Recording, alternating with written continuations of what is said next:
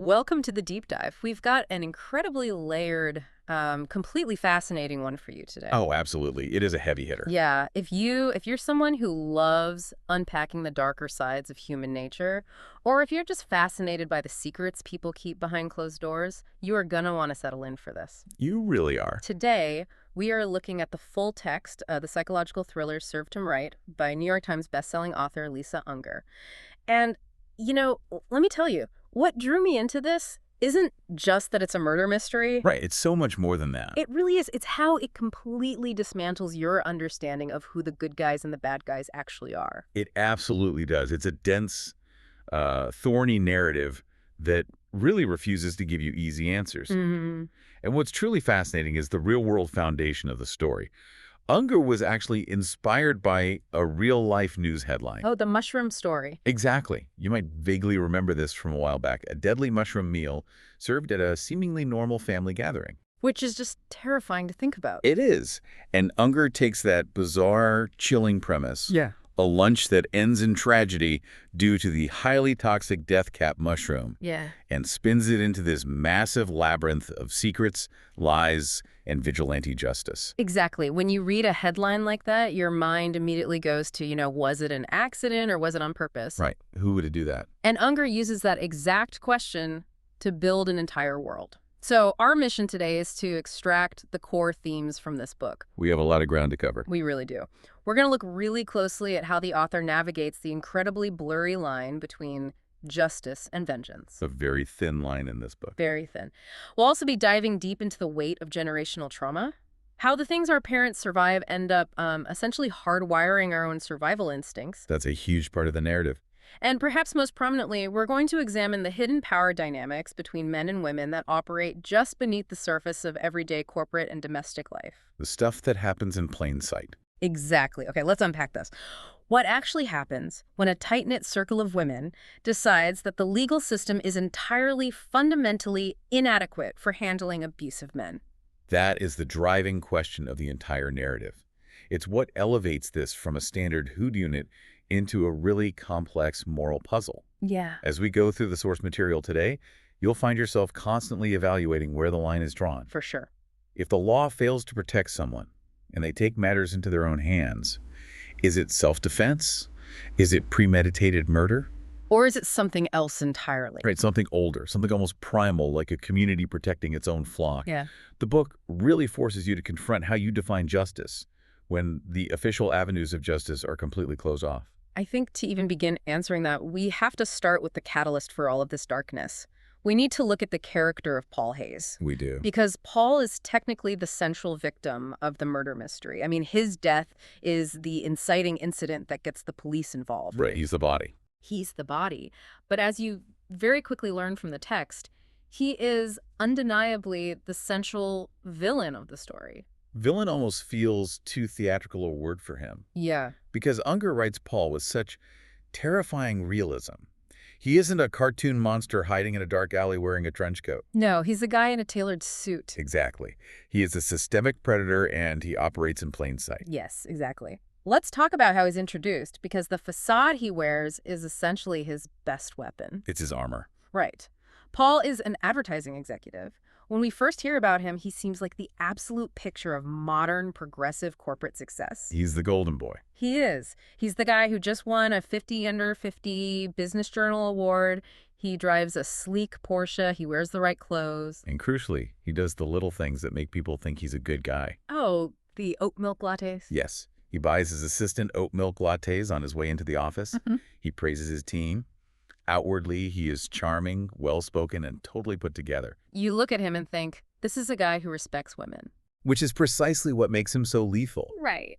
He uses the vocabulary of a progressive, supportive boss to mask incredibly predatory behavior. It's sickening. It is. He represents a very specific kind of man in the corporate world, The kind who fails upward. Fails upward, yes. Because we learned pretty early on that Paul was actually fired from his previous agency for sexual harassment. But instead of facing real consequences. Instead of being blacklisted or facing legal action, he used his frat brother connections. Exactly. He leaned on the old boys network to secure new awards, get new funding, and ultimately start his own firm. He actively destroys the women around him, but he does it from behind a heavily fortified veneer of corporate respectability. That's what's so chilling about him. He weaponizes his reputation. And nowhere is this more terrifyingly depicted than in the novel's prologue. The prologue is tough to read. Honestly, it sets the tone for the entire book. It is a really heavy read. We meet Jessica, who is Paul's assistant. Let's talk about Jessica for a second, because Unger is very deliberate in how she sets her up. She is. Jessica is meticulous. She's hardworking. But she's also deeply vulnerable. Right, because she is burdened with massive student loan debt after her parents passed away. She is financially trapped. She needs this job desperately. And Paul knows that. Predators like Paul have an uncanny ability to sniff out vulnerability. They look for the people who literally cannot afford to walk away. Right. And what's wild is that Jessica actually believes the workplace rumors about Paul are false. Because of how he treats her. Exactly. She's heard the whispers that he's aggressive, that he takes credit for others' work, that he crosses boundaries, but she dismisses them. Why? Because he treats her well. He praises her work in front of others. He gets her a raise. He acts like a mentor. He creates this bubble of false security. Right up until the night they have to work late on a massive pitch for a bespoke gym client. The mechanics of that prologue are a masterclass in depicting insidious grooming. It's so methodical. Unger slows the narrative down to show you exactly how the trap is set. Jessica feels secure. She even has a partner waiting for her at home. Right, someone she saves in her phone simply as M. To avoid office gossip and keep her professional and personal lives separate, she is trying to do everything right. But Paul systematically dismantles her boundaries. So when they finally finish working late, the office is completely empty. The power dynamic shifts instantly. And he brings out a bottle of premium vodka. Now, Jessica doesn't really drink. No, but in that moment, she wants to please her boss. She wants to show appreciation for his mentorship and celebrate the hard work they just put in. Wait, I need to pause right there because this is the moment where people reading might think, well, why doesn't she just say no? Why doesn't she just leave? That's a very common reaction from people who haven't been in that situation. And I think Unger writes this scene specifically to answer that exact question. Exactly. It illustrates the paralysis of power dynamics perfectly. It's not just about a drink. It's about her livelihood. It's her career trajectory, her ability to pay off her dead parents' debt. To refuse the drink is to reject his generosity. Which risks offending the man who literally controls her paycheck. Paul knows this. He plies her with the alcohol, and when she hesitates, he dismisses her low tolerance by playfully calling her a lightweight. Such a classic tactic. It is. He minimizes her boundaries by framing them as a cute personality quirk, forcing her to prove she can hang with the big boys. It's so casual on his end, which makes the reality of the situation just terrifying. And the alcohol hits her incredibly hard. Much harder than it should. The text messages from M keep buzzing on her phone, asking if she's okay, when she'll be home. But the world tilts. Yeah. She loses her motor functions. She tries to reach for her phone to answer M, and suddenly Paul's hands are on her. The way Unger describes it, Jessica remembers thinking it must be a nightmare. She has no voice to scream, no physical strength to push him off. And then a hard cut. The next thing she knows, she is waking up in her own car in the freezing office parking lot hours later. Her skirt is hyped up, her underwear is missing, and she is raw, bruised, and completely disoriented. The physical trauma is horrific, but what Unger does next highlights the profound psychological trauma of this kind of assault. Because Jessica realizes what has happened. Yeah. And the bodily revulsion is so strong, she literally vomits onto the blacktop. She is completely shattered. And as she is slowly driving toward the exit, shaking, trying to process the absolute destruction of her reality. She sees Paul. Yes. He is idling in his Porsche near the exit gate. This part just makes your stomach drop. Because he doesn't speed away. He doesn't look guilty. Not at all. He rolls down his window, gives her this wide, charming smile. The same smile he uses in boardrooms. And he says, "Great job tonight. Glad you're feeling better." And then he lifts a finger to his lips and delivers the killing blow. He says, "Hush now. Not to worry. I won't tell anyone how you behaved tonight. It's between us." I mean, that is the textbook definition of gaslighting, right? It is the absolute tentacle of it. He isn't just denying the assault. He's actively rewriting her reality before she even has a chance to process it. He is planting the seed that she is the one who made a sloppy mistake. He preemptively frames the rape as her own indiscretion, a consensual mistake she made because she was a lightweight who couldn't handle her liquor. It's a defense mechanism predators use to create reasonable doubt in the victim's own mind. If she goes to HR, he's already set the narrative. Right, the narrative that she got drunk, she threw herself at him, and he was just being a gentleman by keeping it quiet. It flips the script so entirely that Jessica is instantly paralyzed by shame. She doesn't go to the police, she doesn't tell M, she internalizes the blame entirely. And the tragedy of the book is that this isn't an isolated incident. Not at all. The ripple effect of Paul's toxic behavior extends to so many different women in the novel. It's not just young assistants. He targets women in every sphere of his life. Let's talk about his sister, Regina, for instance. He owes her a significant amount of inheritance money. Money he essentially stole to fund his own startup. And he constantly manipulates her when she asks for it back. Then there's his ex-girlfriend, Anna, who is one of our main protagonists. He emotionally abuses her, cheats on her, and subtly chips away at her sanity. There's his business rival, Esme, a brilliant woman who had to sit in the audience and watch him win an industry award that she actually deserved. Knowing full well he stole her ideas to get it. And there are former employees like Jessie and even Anna's best friend, Iggy. Iggy, who witnesses the emotional toll Paul takes on Anna. He leaves a trail of psychological, financial, and physical wreckage wherever he goes. It's like he's a black hole, just absorbing the light and energy of every woman who enters his orbit. And none of them know about each other. That's the crucial point. Unger is deliberately highlighting how predators rely entirely on the isolation of their victims. Yes. Women, in many societal contexts, are conditioned to endure. They are conditioned to not make a fuss, To question their own memories. to protect the reputations of the men who hurt them, and to blame themselves. Each of these women, Jessica, Anna, Regina, Esme, they all felt entirely alone in their experience with Paul. They all thought, I must be the problem. But the core question this book asks is a radical one. What happens when that social conditioning breaks? What happens when the isolated victims realize they aren't actually alone? And that the common denominator isn't their own failure, but his predation. It's a terrifying prospect for a guy like Paul. It really is. But to really understand how these women break that conditioning, and particularly why a character like Anna is so vulnerable to that kind of manipulation, yet also uniquely equipped to eventually fight back, we have to look at her family history. Yes, we have to talk about the Blacksmith sisters. This brings us into the heavy, complex territory of generational trauma. The Blacksmith family dynamic is really the emotional engine of the novel. We have two sisters at the center of this. Vera Blacksmith Klein and her younger sister, Anna Blacksmith. And Unger presents them as a profound study in contrasts.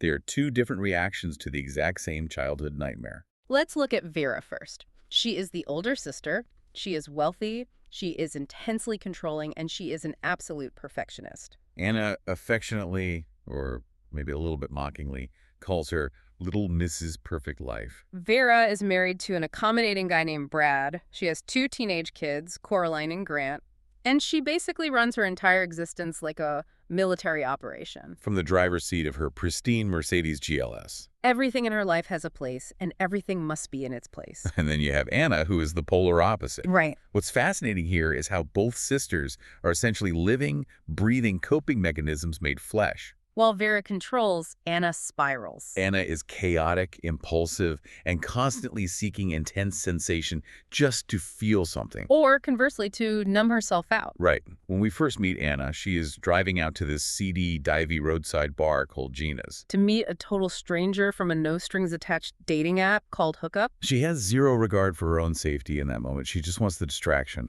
Exactly. Anna has this incredible moment of self-reflection where she describes herself as a matryoshka doll. A Russian nesting doll. Yeah, she says you can peel back layer after layer of painted-on selves, all these different personas she puts on for the world. But the real woman is a hard, hidden kernel of truth tucked way down inside. A kernel she protects fiercely by never letting anyone get too close.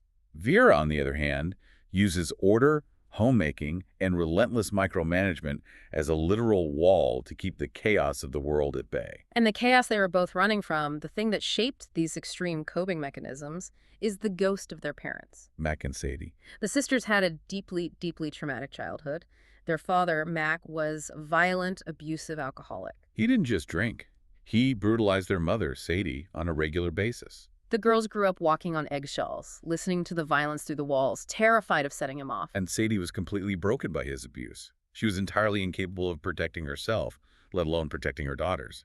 If we connect this to the bigger picture, we are looking at a textbook generational curse. The trauma isn't just a memory, it's an inheritance.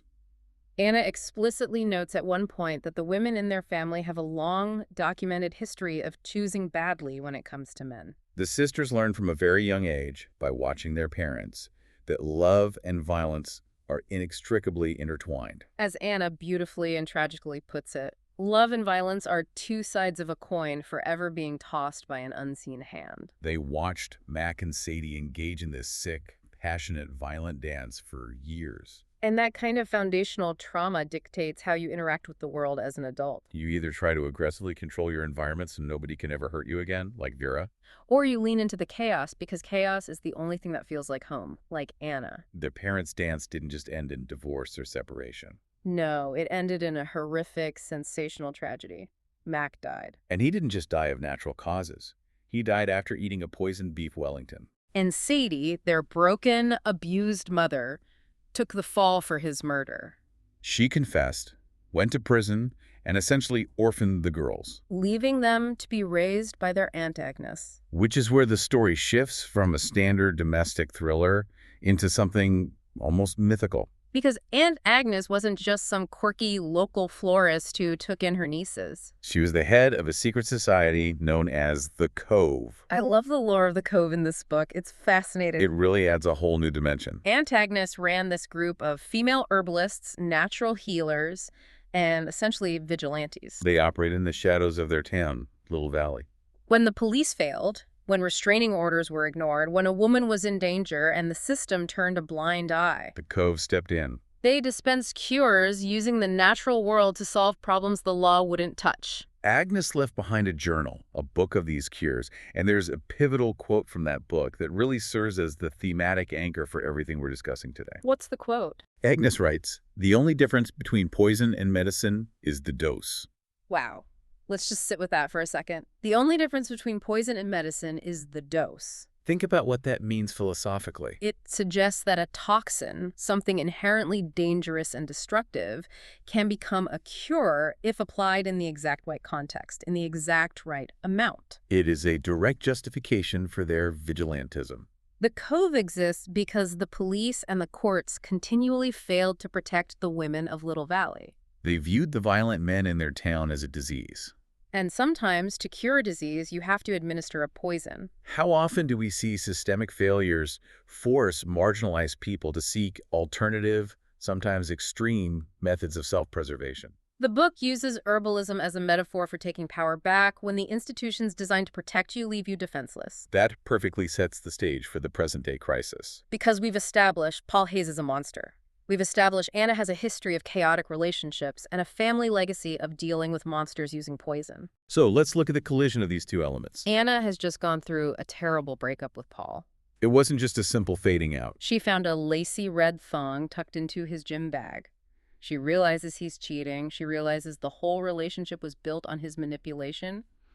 And she is reeling. She is completely devastated. And Vera, ever the controller, immediately steps in to manage the fallout. She cannot stand to see her sister spiral. So she organizes a Sunday brunch at her immaculate mansion. It's an exclusive gathering for Anna's inner circle. They call it an exorcism. I love that concept, an exorcism brunch. The goal is for Anna and her closest friends, Vera, of course, their friend Esme, a high-powered lawyer named Peyton, and Anna's sweet best friend, Iggy. To gather around the table, drink Veuve Clicquot, and socially and digitally delete Paul from their lives. They literally sit there unfollowing him, blocking his number, untagging him from Instagram photos. They are executing a digital erasure, trying to ensure he no longer exists in their world. The situational irony here is brilliant.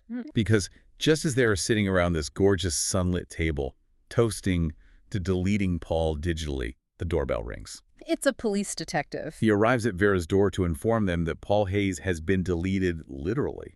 His body was just found by a group of hikers in Black River Park. And he didn't trip and fall. He had been poisoned with a highly sophisticated combination of hemlock and wolfsbane. And then buried in a shallow grave in the woods. The man they're literally in the middle of trying to erase from their minds has just become the center of a massive homicide investigation. And the detective standing at the door delivering this news, that is Detective Timothy Bandeau. And this introduces one of the most tense, complicated dynamics in the book. Because Bandeau is the lead investigator on Paul's murder, but he has a massive, glaring conflict of interest that he is hiding from his superiors. Yes. Remember earlier when we talked about Anna spiraling and driving to that seedy roadside bar, Gina's? To meet a stranger from the hookup app. The guy she met in the parking lot. The guy she hooked up with in the gritty bathroom of that bar. That was Timothy Bandeau. Neither of them exchanged real names that night. It was supposed to be completely anonymous. So when Bandeau walks into Vera's foyer with his badge out and locks eyes with Anna, the air just gets sucked out of the room. They both know exactly who the other is. They both remember the intimate, reckless thing they did. And they are both instantly bound by the need to keep it a secret. If Bandeau admits he slept with the victim's ex-girlfriend hours before discovering the body, his career is over. If Anna admits it, she looks erratic and suspicious. It's an incredible powder keg of a setup. And the shock of Bandeau arriving and announcing Paul's murder is only the beginning of the chaos at this brunch. Because shortly after the police leave, the unthinkable happens. Anna's best friend, Iggy, who, by the way, is presented as this sweet, seemingly naive new mother who just brought her baby, Noah, to the brunch. She collapses. She starts experiencing severe stomach pains, she is sweating profusely, and she is rushed to the hospital, where she rapidly falls into a coma. The doctors quickly determine it's catastrophic organ failure. And the cause? Toxins consistent with death cap mushroom poisoning. Unger pivots the genre right here. We go from a psychological thriller about a toxic ex into a classic Agatha Christie-style closed-circle mystery. Everyone at that brunch had access to the food. You have Vera, who cooked most of it. You have Anna, whose family is famous for poisoning people. You have Esme and Peyton. You have Iggy herself. And you have April, a quiet young server from town who was hired just to help out in the kitchen for the day. The immediate burning question is, was Iggy the intended target? She's a sweet new mom. Why would anyone want to kill her? Or, given Anna's chaotic history, her family's legacy, and the fact that her ex-boyfriend was just found murdered, was the poisoned food actually meant for Anna? You have to debate the motives here, because Unger makes everyone look suspicious. Could Vera have done it? We know she uses control as a weapon. Maybe she viewed Anna's spiraling as a threat to the family's safety and decided to permanently sedate the problem. Or maybe Esme, the fierce businesswoman, had a hidden motive. But the most logical assumption the characters make is that the poison was meant for Anna. It creates this intense paranoia within the friend group. And navigating this entire mess of poisoned casseroles and buried bodies is Detective Bandeau. Let's look at his character a bit closer, because he isn't just a generic cop figure. No, Bandeau is incredibly layered. He is described in the text as a Boy Scout with an edge. He is a sworn officer of the law, yes, but he's a cop who deeply, intimately understands the gray areas of justice. And there's a specific reason for that. We learned that Bandeau was mentored by Chief Royer, the older police chief in town. And Chief Royer, it turns out, secretly protected Aunt Agnes and the Cove for years. He knew they were operating outside the law, but he looked the other way because he knew they were protecting women the police couldn't. That completely recontextualizes Bandeau's worldview. He carries a lot of darkness himself. He volunteers at a youth boxing gym to channel his aggression. He carries the heavy emotional weight of caring for a sick father. And when he looks at Anna, he immediately recognizes a kindred, damaged spirit. He sees someone who is just as broken as he is. The tension between Timothy and Anna perfectly represents the central thematic clash of the novel. On one side, you have the rigid institutional law represented by his badge, the belief that the system, however flawed, must be upheld. On the other side, you have the visceral, vigilant justice represented by Anna's lineage and the Cove. As Bandeau investigates, he finds himself torn between his duty to the law and his growing understanding of why women like Anna might feel forced to step outside of it. It's a really dangerous dance they're doing. And Bandeau is a good detective. He starts digging into Anna's past, And he realizes that she has a history that goes way beyond a messy breakup with Paul Hayes. He uncovers the track record of the Cove, and specifically the actions of the Blacksmith sisters. This takes us into the really murky waters of vigilante justice. Unger doesn't shy away from showing us exactly what the Cove is capable of. We learn about several past cures administered by the sisters. For instance, Anna had a terrifying, profoundly abusive stalker ex-boyfriend named Kevin Harding. Right. And Anna tried to do things the right way. She went to the police, she got the restraining orders. But Kevin Harding ignored all of it. He kept showing up, escalating his threats, making it clear that a piece of paper wasn't going to stop him. Anna notes a brutal truth about men like Kevin. They only understand one thing, and that is force. When the system failed to protect her, Anna took a page out of her mother's dark playbook. She cooked Kevin Harding Sadie's famous beef Wellington, laced it with a specific, calculated toxin, and fed it to him. It didn't kill him, but it put him in a coma for 3 months. By the time he woke up, the cycle of obsession was broken, his health was ruined, and Anna was safe. And that wasn't an isolated incident. No, we hear about another time when a date Anna met from the hookup app got physically violent with her in her home. Instead of calling the cops and risking it turning into a he said, she said where she might end up dead, She grabbed a heavy crystal vase and smashed it over his head. then Vera had to actually call in members of the Cove to come over in the middle of the night and move his unconscious body out of the house. They even operated on behalf of the broader community. There was a creepy high school teacher, Mr. Danvers, who was preying on vulnerable female students. The school board wouldn't fire him because he had tenure, and they wanted to avoid a scandal. So the Cove dosed him over time with specific herbs that mimicked a severe neurological condition. Essentially forcing him into medical retirement and removing him from the school without a public trial. They truly believe they're balancing the scales of the universe. They view themselves as the immune system of Little Valley. When a pathogen enters the community, they eradicate it. But the problem with vigilante justice, and Unger explores this brilliantly, is that it is incredibly messy. It is unregulated. And inevitably, without the checks and balances of a formal legal system, that kind of absolute power turns inward. Paranoia takes root. Exactly. When you operate entirely in the shadows, you start seeing shadows everywhere. This all culminates in a truly cinematic sequence under the Wolf Moon. Deep in the woods, the current members of the Cove hold a secret trial. Since Agnes passed away, the group is now unofficially led by Lysander, who was Aunt Agnes's most devoted mentee. Lysander calls Vera and Anna to the woods and formally accuses them of going rogue. It's a kangaroo court in the middle of the forest. Lysander formally accuses the sisters of murdering Paul Hayes, believing they acted without the consensus of the group. And brought unwanted police attention, specifically Detective Bando, right to their doorstep. But then Lysander drops an even bigger bomb. She accuses Vera of murdering Aunt Agnes years ago to usurp power. This scene is vital because it explores the ultimate betrayal within these secret networks. The Cove was supposed to be a safe haven, a sisterhood built on absolute trust. But fear destroys trust. During this trial, April, the quiet, unassuming server who was hired for the brunch, steps forward and confesses. She admits to poisoning the food that put Iggy in a coma. But it was an accident. The poison cassoulet was meant for Anna. It's a staggering betrayal. April and Lysander had watched Anna spiraling. They saw her reckless behavior. They saw her sleeping with the lead detective on a murder case. And they genuinely believed Anna was a liability who was going to bring the entire Cove down. They decided that to protect the group, they had to eliminate Anna.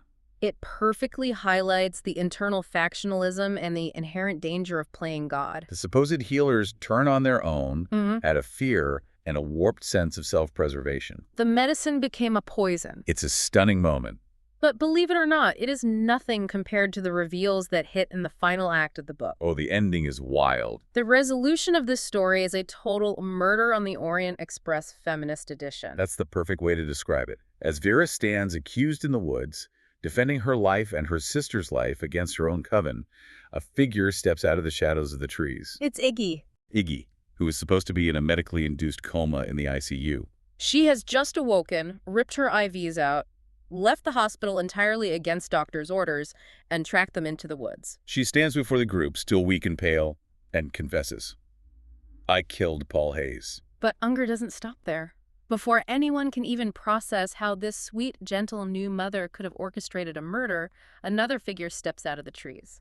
It's Amanda, Paul's new girlfriend, the woman he started seeing right after Anna. Amanda looks at the group and says, "And I killed Paul Hayes." And then the final piece of the puzzle, Jessie, the former employee from the prologue, the woman Paul assaulted in the office and gaslit into silence. She steps forward and she says, "And I killed Paul Hayes." We really need to unpack the emotional weight of this revelation because it completely shatters the premise of the first half of the book. Anna spent the entire novel thinking she was entirely alone in seeing Paul's true nature. She thought she was the crazy one. She thought she was the only one who recognized the violent predator beneath the 50 under 50 suit and the oat milk lattes. But she wasn't. These three women found each other.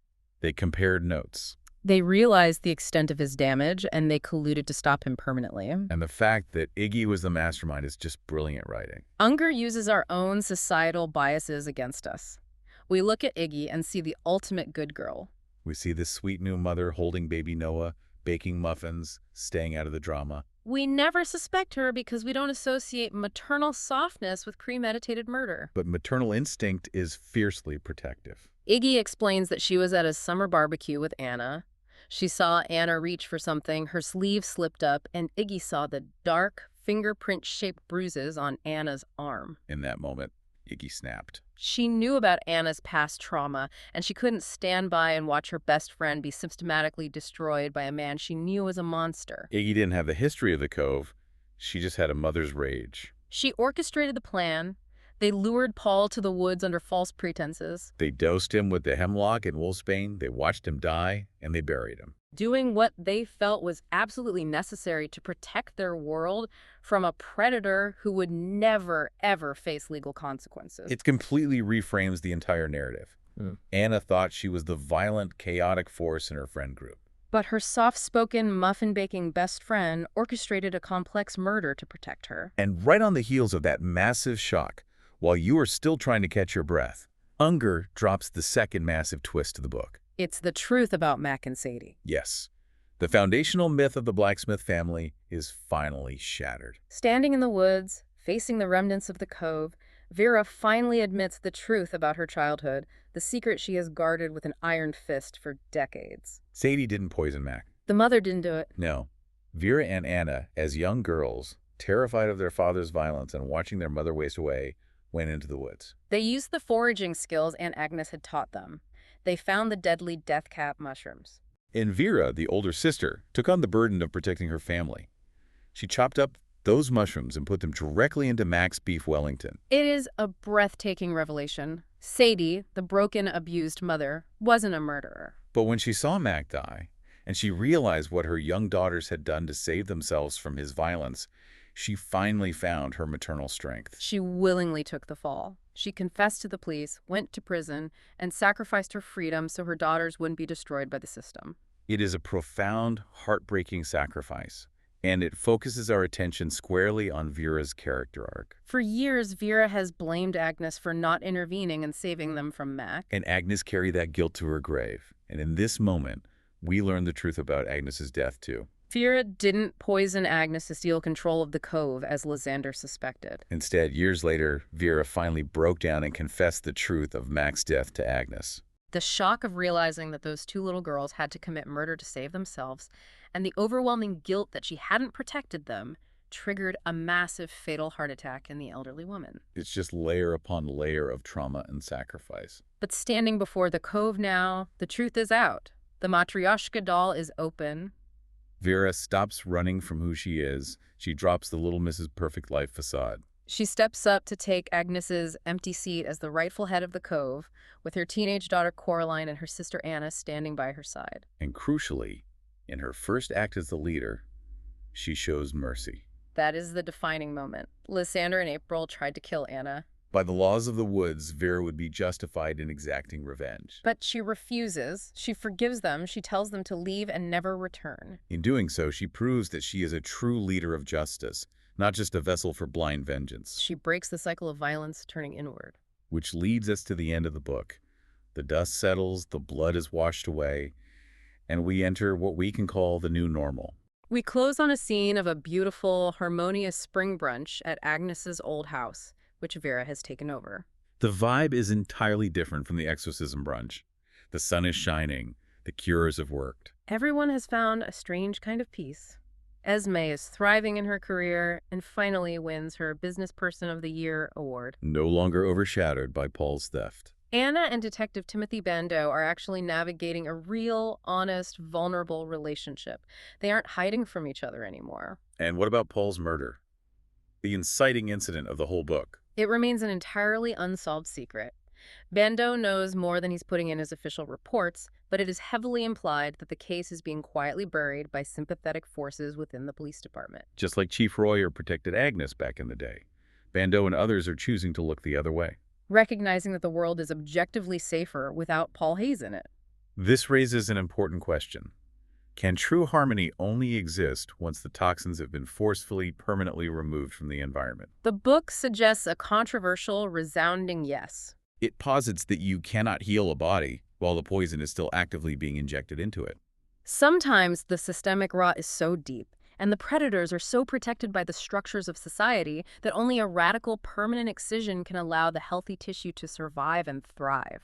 It's a deeply unsettling conclusion, morally speaking, yet incredibly satisfying narratively for these specific characters. It really is. You find yourself rooting for them, even as you question the ethics of what they've done. What an incredible journey Served Him Right takes us on. We've explored how childhood trauma fundamentally wires the adults we become. We've looked at how society's blind spots and broken legal systems leave the most vulnerable entirely exposed. And we've seen how the bonds of female friendship and sisterhood can transform from a simple support system into a literal, lethal weapon of survival. It's a heavy book, but a necessary one. I want to leave you, the listener, with a final thought to chew on as you go about your day. We've talked deeply today about how these women use natural poisons to rid their world of abusive men. They found a way to balance the scales when the law wouldn't.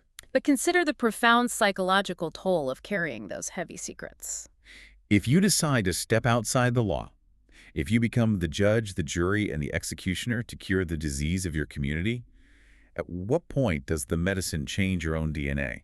Does the act of holding the poison inevitably seep into your own skin, forever altering who you are? It's a dark, lingering question to mull over long after this deep dive ends. A perfect, haunting question to end on. Thank you so much for joining us on this deep dive into Served Him Right. We hope you enjoyed unpacking these complex layers as much as we did. Until next time, keep reading, keep questioning, and take care of each other.